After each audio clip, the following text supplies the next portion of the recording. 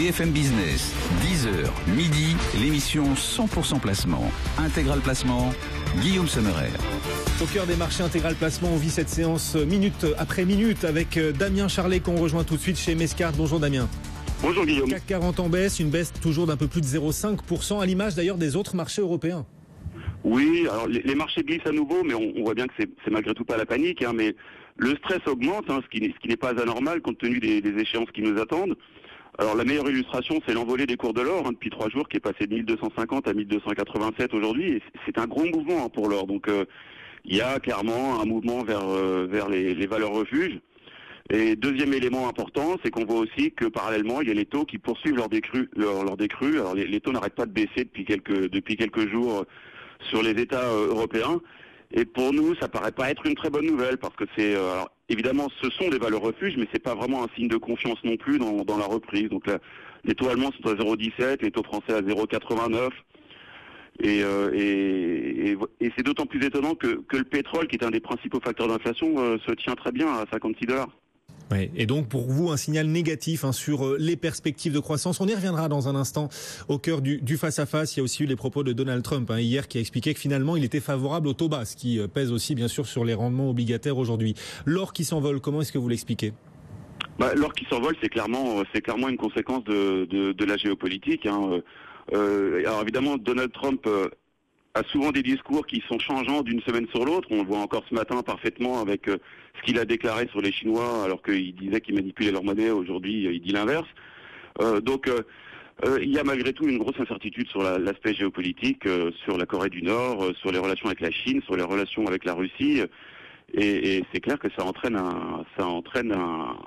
des investisseurs vers l'or qui est clairement la valeur refuge par excellence. Quand on doute, on achète l'or et l'or en profite. Vous le disiez, des plus hauts annuels pour l'once d'or, $1286. Du côté des valeurs, il se passe des choses intéressantes aujourd'hui, Damien, avec quelques publications et celle de Carrefour. Le titre avait ouvert en nette hausse, même plus forte hausse du CAC, et désormais il recule de 0,4%.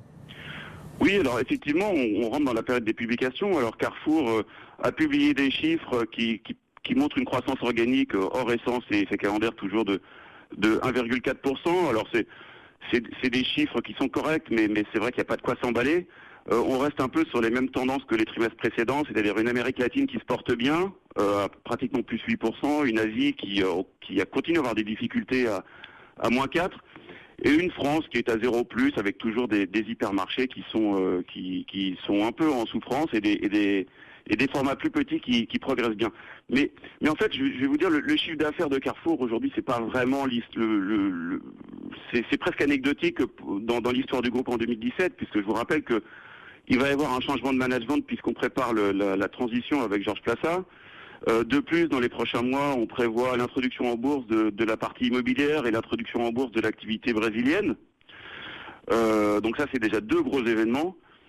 Et puis surtout, on attendra les résultats semestriels pour voir si Carrefour est capable d'améliorer sa génération de trésorerie, ce qui est un peu ce que tout le monde regarde. Donc on attend de voir, c'est ça le message sur Carrefour, malgré la hausse du chiffre d'affaires. On attend de voir dans un contexte en effet où les prix ont du mal à remonter, notamment sur les hyper en France. Carrefour qui recule de 0,47%. Puis à l'inverse, gens qui pleurent et gens qui rient, Sodexo fait partie des meilleurs perfs. Après là encore une publication qui elle est plutôt applaudie. Sodexo progresse un petit peu parmi les 5 plus fortes hausses du CAC. Bon, petite hausse, plus 0,1, on va pas s'emballer non plus, mais enfin, c'est partie des rescapés de la séance. Exactement. Alors, Sodexo, il publie des chiffres solides, mais pareil, qui sont pas supérieurs à ce qui était prévu par le consensus. On est sur des niveaux de croissance organique du chiffre d'affaires de 0,4% et 1,4% hors impact Coupe du Monde qu'ils aiment bien rappeler. Et on est sur un résultat opérationnel malgré tout qui croît bien, lui, qui croît de pratiquement 8%. Et en fait, la bonne surprise, elle est là. C'est-à-dire qu'il y a une amélioration de la marge opérationnelle de 50 BP, alors que au moment où ils avaient donné leur prévision 2017, ils tablaient plutôt sur une hausse de marge de 30 BP. Donc, Sodexo, ça fait partie des valeurs refuges avec une bonne visibilité. Donc, c'est clair que c'est des valeurs qui sont privilégiées actuellement. Ce qu'il faut voir, c'est que Sodexo, le cours est à son plus haut niveau à son plus haut niveau historique. On est pratiquement au double du cours de 2007 avant la chute de 2008. Donc on retrouve des niveaux de valorisation qui sont relativement élevés, mais bon, c'est clair qu'aujourd'hui, dans un contexte où on privilégie la visibilité sur les résultats, une valeur comme Sodexo On aime bien parce que c'est diversifié géographiquement, parce qu'il y a de la récurrence de chiffre d'affaires. Et un titre du coup qui surperforme aujourd'hui, Sodexo. Merci beaucoup pour ce panorama de la séance, les principaux arbitrages aujourd'hui. Damien Charlet depuis Mescart, et puis on citera aussi le secteur bancaire, un secteur bancaire qui recule avec les taux obligataires en baisse. Après les propos hier de Donald Trump, Société Générale perd plus de 2,5%, Crédit Agricole perd un peu plus de 2% et le CAC moins 0,6 en ce moment.